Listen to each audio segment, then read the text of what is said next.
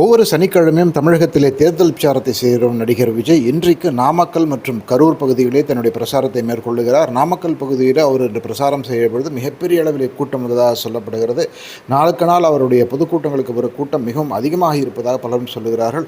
அதே வேளையிலே முதல் முறையாக இந்த பிரச்சாரத்திலே இந்த தேர்தல் பயணங்களிலே அதிமுகவை மிக கடுமையாக நடிகர் விஜய் சாடியிருக்கிறார். அதிமுக பாஜகவோடு கூட்டணி வைப்பது ஒரு துரோகம் என்றும், பாஜக ஒரு கட்சியாக தமிழகத்திற்கு என்ன நல்லது செய்கிறது என்று அதிமுக அவரோடு கூட்டணி வைத்திருக்கிறது என்றும் அவர்களை தாக்கி பேசியிருக்கிறார்.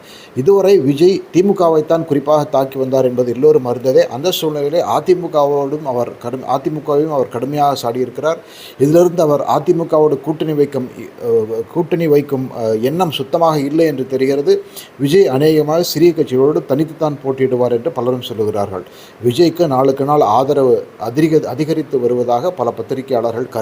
பொறுத்திருந்து பார்ப்போம்.